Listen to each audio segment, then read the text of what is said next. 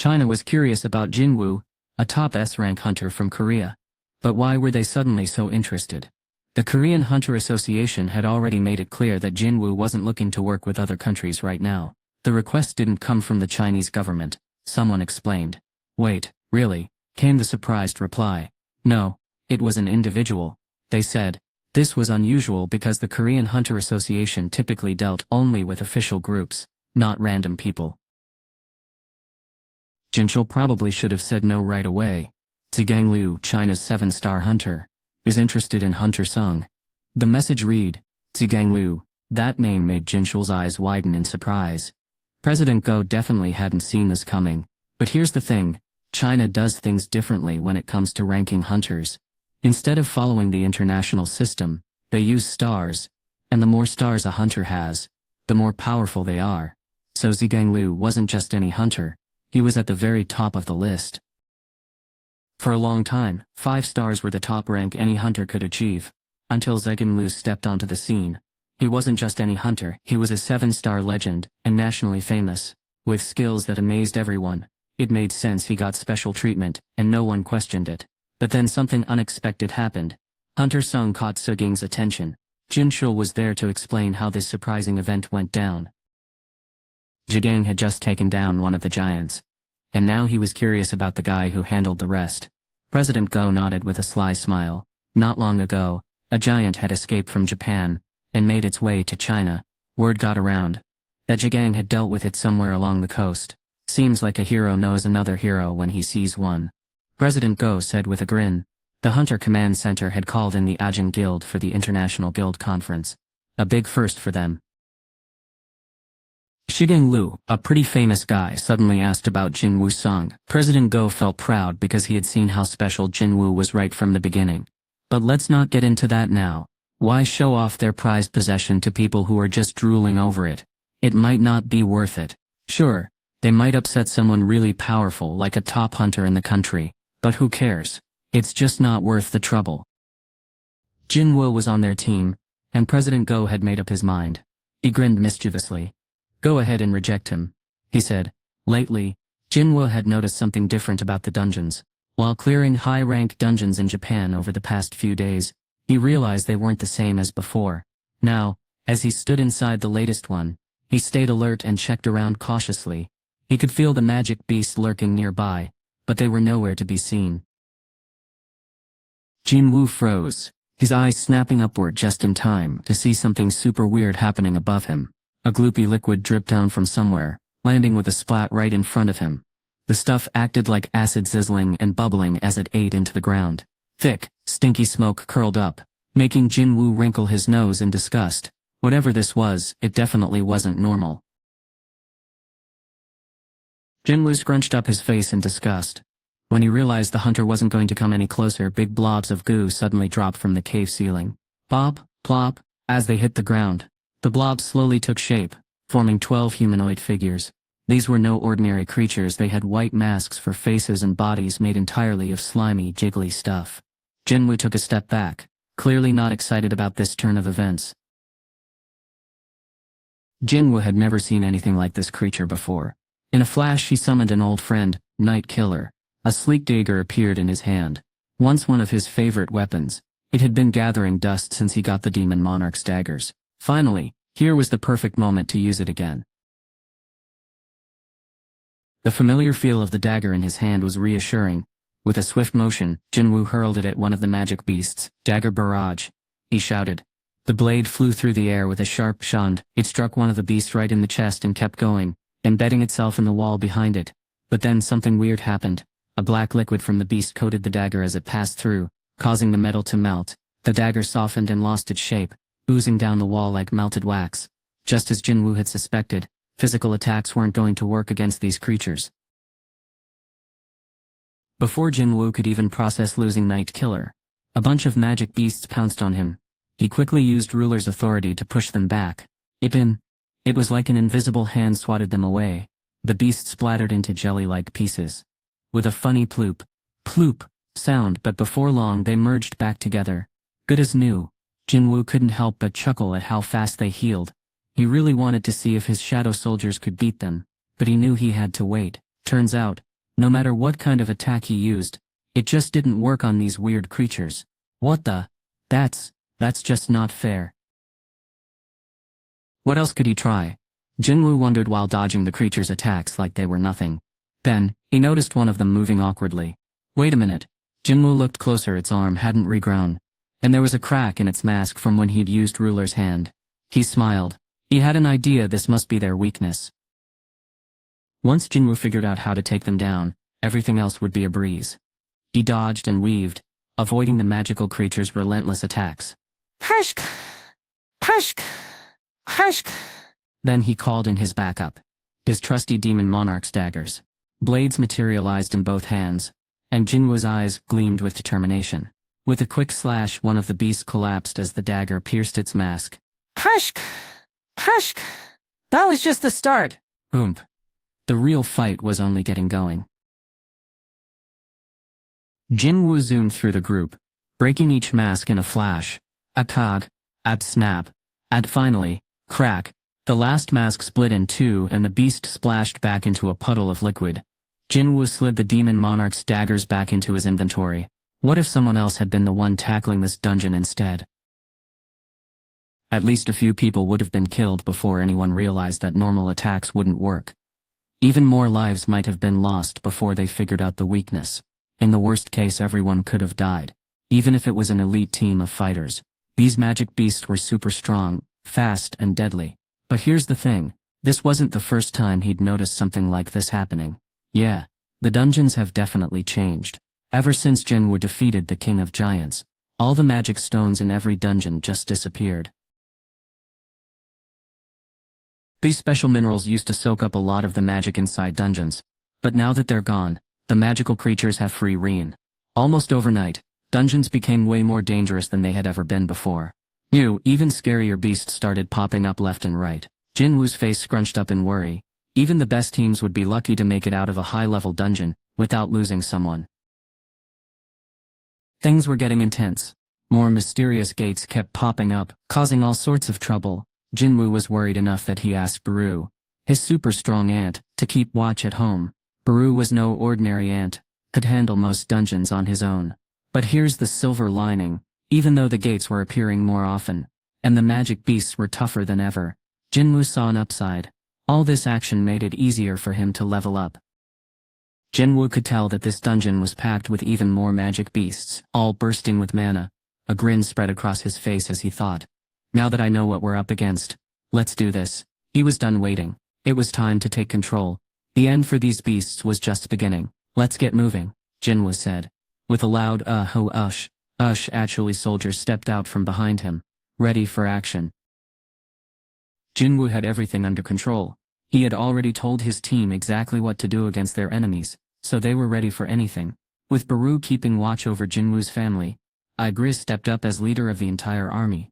When Jin-Woo nodded, the knight raised his sword high, signaling everyone to move forward. The ground shook with each step stomp, stomp, stomp. The loud marching echoed through the vast dungeon.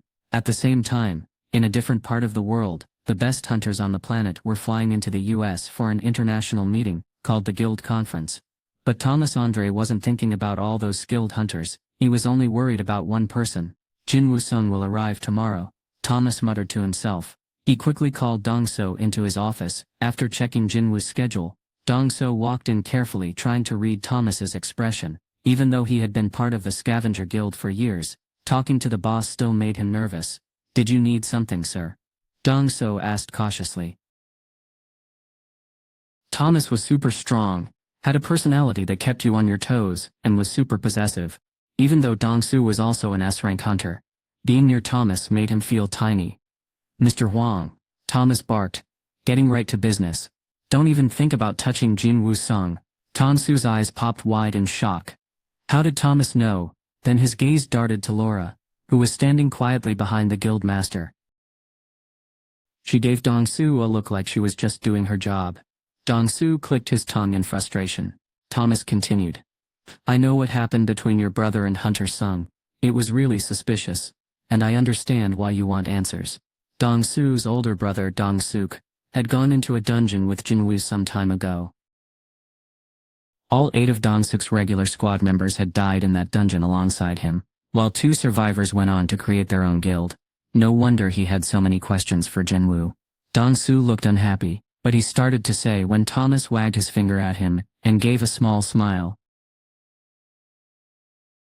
"I didn't give you permission to talk, Mr. Hong," Thomas said firmly. "Just listen," he said sharply. That was a clear warning. Only a few hunters, like Thomas, could challenge S-rank hunters and get away with it. Dong-Soo knew his place and stayed quiet. Thomas repeated firmly, making sure he got the point across. "Don't lay a finger on Jin-Woo," he said firmly. "Why don't you take a little vacation instead? You could stay at the guild villa until the conference is over.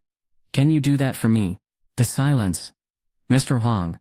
Dong-Soo hesitated, but finally nodded. "Sure. Great. You're free to go now." Dong-Soo quickly left the president's office. Looking like a storm cloud was following him. "Do you really think that'll work?" the ruler asked, sounding doubtful. Thomas shook his head, clearly annoyed. "Not at all," Thomas said firmly. He could see the anger burning on Dong-Soo's face. Thomas wasn't ready to let go of his brother's death. Just yet. "Laura," he called out. "Yes, sir," she replied. "Keep a close watch on Mr. Hong until Jin-Woo leaves the country." Laura hesitated for a moment. "Will he be okay with that?" she asked. Dong-Soo might behave himself in front of Thomas, but Laura knew he had a short fuse when he got mad. He could explode like a volcano. Thomas didn't care about any of that. His focus was on one thing. The pain of losing his brother still felt fresh, and he wasn't going to back down. This wasn't something he could just brush off or adjust to make Dong-Soo happy. He stood there scratching his chin thoughtfully, then finally shrugged.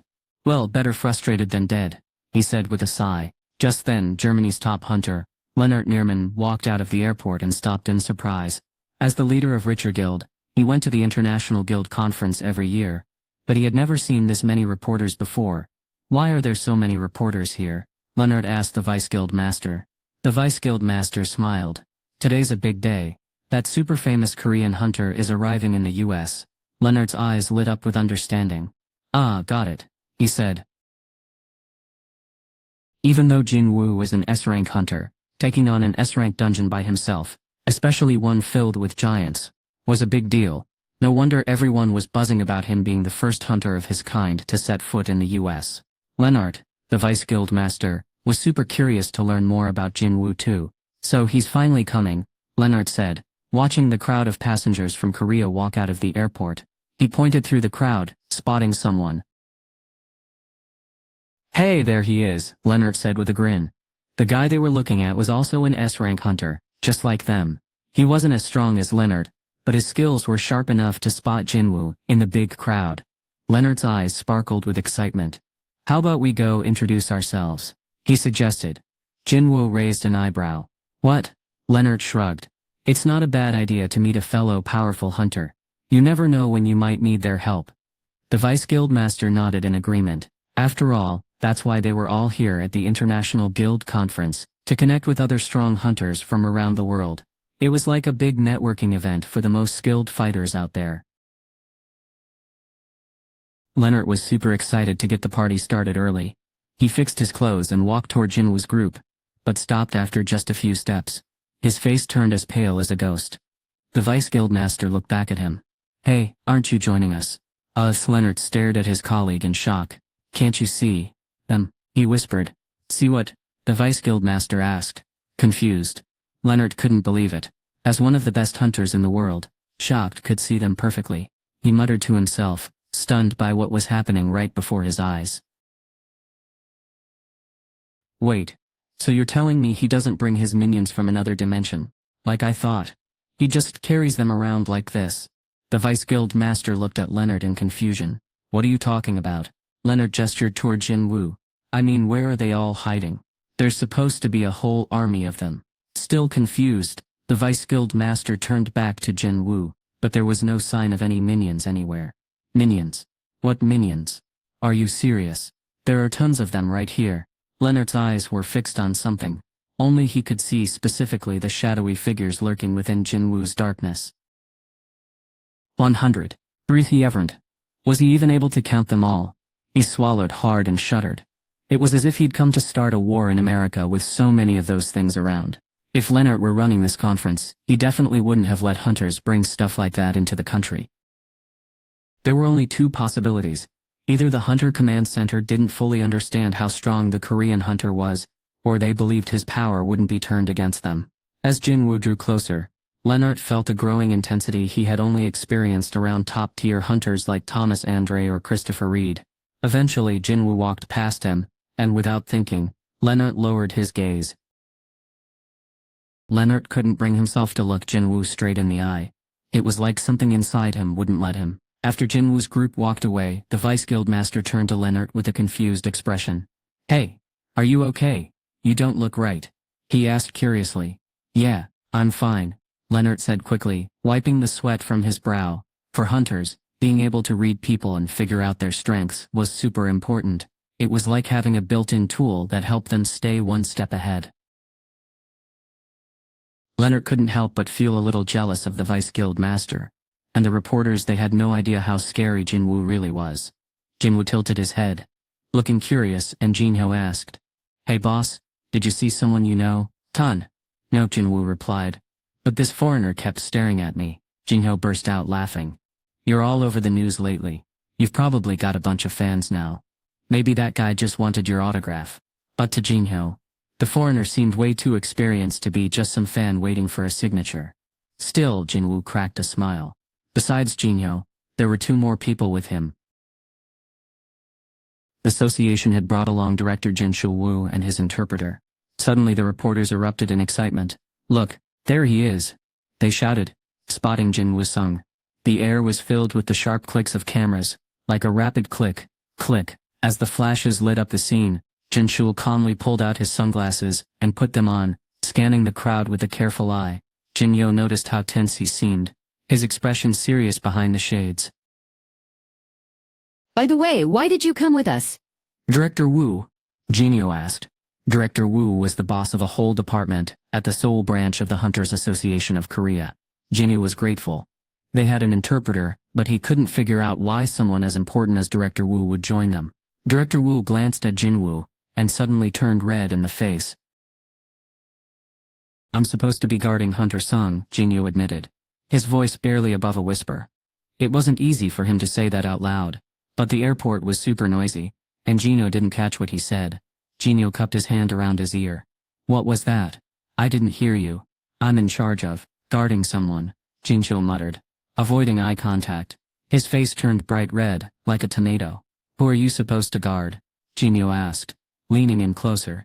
Jin-Yo looked so nervous that Jin-Yo decided to step in. He placed a hand on Jin-Yo's shoulder, and nodded toward a familiar face in the crowd. "Over there," Jin-Woo whispered.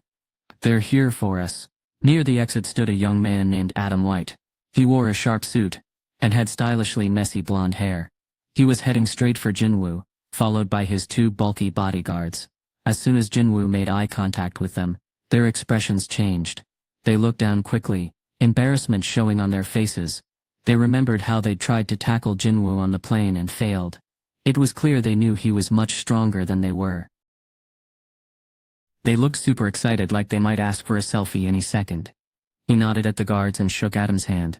With a big smile, Adam greeted him, saying, "I've been waiting for you."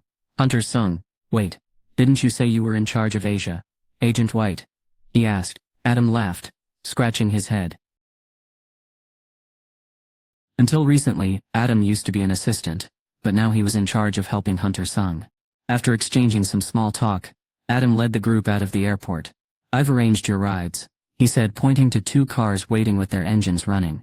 The two employees from the association got into the second car, while Jin-Yo started toward the first one.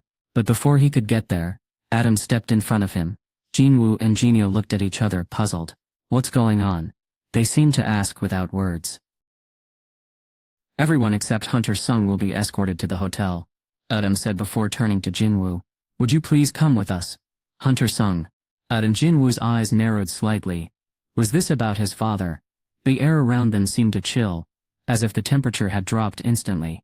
Adam held up his hands quickly. "I promise this is for your good, Hunter Sung. You know how the Hunter Command Center feels about you, right?" Earlier, Adam had mentioned that the Hunter Command Center wanted to keep things friendly with Jin-Woo. Jin-Woo could tell that Adam was trying to help him out, and he didn't sense any bad vibes coming from him, thanks to his super sharp perception skills. Jin-Woo had noticed if something felt off, kind of like when the King of Giants offered to team up with him. "What's going on that we can't talk about it here?" Jin-Woo asked in a calm tone. Adam gave an awkward smile and glanced over at Jinyo. "Some info was classified," Jinyo said, catching on quick. He stepped back without saying another word. "I'll see you back at the hotel, boss." "Got it," Jin-Woo replied. Jin-Woo waited until Jinyo climbed into the second car before following Adam into the first one. The door had barely shut when the driver hit the gas, and they zoomed off. The two cars split up like they had planned, heading in different directions. Jin-Woo had been patient long enough. Now it was time to move. "Where are we headed?" "The Hunter Command Center headquarters," Adam replied with an air of mystery. "Wait a minute. This wasn't about the International Guild Conference, right? That was supposed to be at a venue near his hotel. So why the secrecy? Come on, can't you tell me what's going on now?" The impatience was clear in his voice, as he glanced at Adam, eager for answers. Adam reached out and pressed a button, his expression hinting that this moment had been a long time coming. A see-through wall suddenly popped up between the front and back seats of the car. On the glass the word "soundproof" appeared in glowing letters, like something from a sci-fi movie. Adam noticed Jin-Woo wasn't fazed by this cool feature, and asked, "Don't you think this is awesome?" Jin-Woo shrugged, replying, "I see stuff like this all the time." Adam looked a bit disappointed but quickly smiled again. He said, "Excuse me for a second," and then knocked on the glass with a playful knock, to test how soundproof it really was. "Honestly, we're under a lot of pressure right now. The tragic death of Christopher Reed, one of America's top hunters, hit harder than Jin-Woo could have ever imagined. Hunter Reed was a key player in America's fight against monsters," they explained, "and now the Hunter Command Center is scrambling to fill the gap his loss has left behind. His death is a secret for now, so things are calm at the moment. But soon we'll do whatever it takes to find a hunter who can take his place." "Am I in the running?" Adam nodded. Jin-Woo liked that Adam was honest, but he was getting tired of being asked the same thing over and over, something he'd already said no to. "Can we drop this now?" "Sure, of course." But Adam looked like he was just warming up. He pulled out his phone and showed Jin-Woo some pictures. "There's a new offer on the table," he said. The photos were of Kamish, the only dragon magic beast ever seen.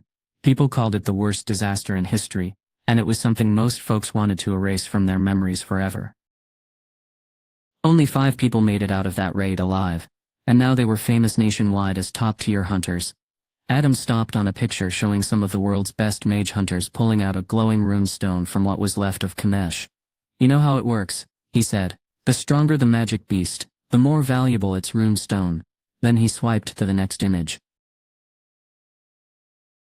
Kamish's priceless runestone, which held the most powerful magic anyone had ever seen, sat safely inside a glass case. It was protected by layers of security, like a treasure in a high-tech vault. Someone announced, "We're looking for the new owner of this runestone." Adam, who didn't have any magical powers or special skills, couldn't help but feel a thrill just by looking at it. So what would someone like Jin-Woo think? Jin-Woo was from Korea and seemed like the kind of person who might understand the magic of the stone. Adam glanced over to see how he'd react.